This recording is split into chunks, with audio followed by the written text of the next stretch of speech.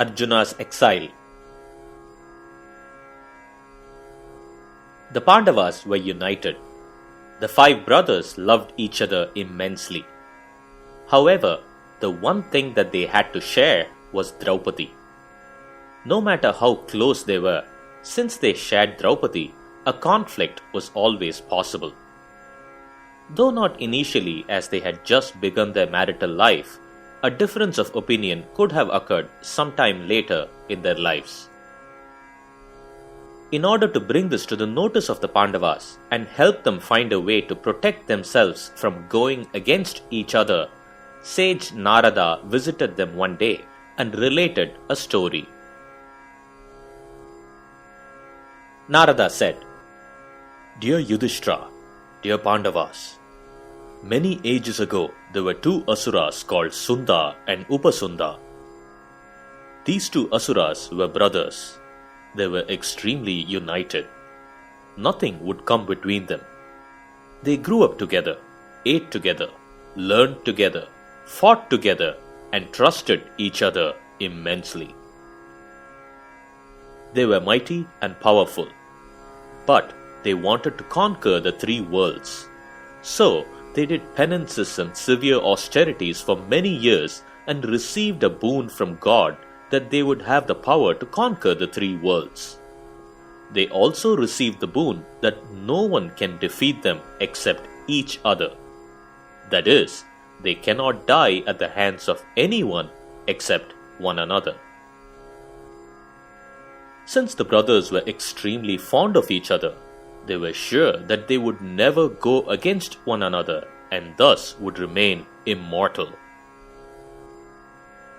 After getting the boon, they tormented the entire earth, killing rishis, brahmanas, kshatriyas by the thousands and creating havoc wherever they went. The gods were anxious and wanted to put an end to the treachery of Sunda and Upasunda. They had an idea.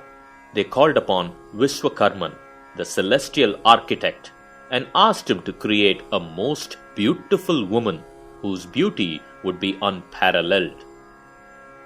Vishwakarman thus created Tilottama, who was beautiful at every inch of her body. She was the perfect woman that no man could resist. As planned, Tilottama approached Sunda and Upasunda when the two brothers were intoxicated with alcohol. Both of them desired her and started fighting with each other to win over Tilottama. Eventually, Sunda and Upasunda perished and died. Narada continued, "Dear sons of Kunti, you are married to Draupadi in unison. Though you are united today, you must find a way to put some rules in place between yourselves to ensure that there are no chances, however remote, that such a conflict may arise between the five of you." Saying this, sage Narada disappeared from Indraprastha. Yudhishthira convened his brothers and they discussed the situation. They agreed with Narada's advice. At no cost should there be any misunderstanding between them on account of Draupadi. So they made a vow. Whenever any of the brothers was spending time with Draupadi, none of the other four could ever enter the premises at any cost. The motive of the vow was twofold. One, that there will always be privacy when any of the Pandavas spend time with his wife. Second, since none of them would ever witness the other being romantic with Draupadi, they would never get a chance to feel jealous. The Pandavas took this vow along with a stipulation.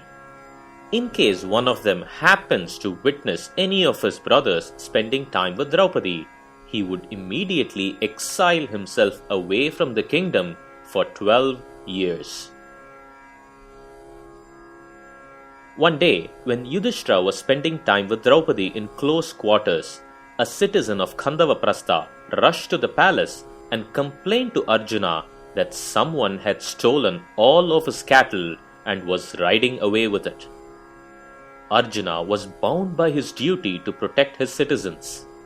However, his weapons were inside the palace, in the same quarters where Yudhishthira was spending time with Draupadi. Arjuna was in two minds. By dharma, he had to protect his citizen and retrieve the stolen cattle. But if he went into the quarters now, he would have broken the vow the brothers had taken. Arjuna thought for a moment and decided that the path of dharma was most important and that he would face the consequences. Arjuna went into the chamber where Yudhishthira and Draupadi were consorting, picked up his bow and arrows, and rode after the thieves. He defeated them easily and returned the cattle back to the citizen of Khandavaprastha. Arjuna then returned to the palace, and after relating the incident to his brothers, he bowed to Yudhishthira, apologized to him, and told him that he would immediately leave for the forest as he had broken his promise. Yudhishthira protested, "Brother, I forgive you in your act. You did what you did to protect our citizen and perform your duty as king. Thus, it was in good intention. As your elder brother, I absolve you of the broken promise. Do not leave." But Arjuna wouldn't listen. He said, "Brother, I have broken a promise and have to serve the punishment for the same. It is the right thing to do. I cannot waver from truth. Please allow me to go." Saying this, Arjuna left for the forest, much to the distress of his four brothers and Draupadi. Some Brahmanas well versed in the Vedas followed Arjuna into the forest. Arjuna thus spent the next 12 years in exile, traveling to various places. Such an exile is called a Vanavasa. Now, why did Arjuna do this? Rather, did he have to do this? Was he forced into exile? Yes, the brothers made a promise to each other. Yes, Arjuna broke his promise. But wasn't it because of circumstances that he had to break it? Even granting that it was a mistake, his brothers pardoned him. Yudhishthira, the eldest, pleaded with Arjuna not to leave. Arjuna exiled himself to keep his word, to follow the path of dharma, to do what was proper not just for himself, but to set an example to those who followed him, to his younger brothers, to the society.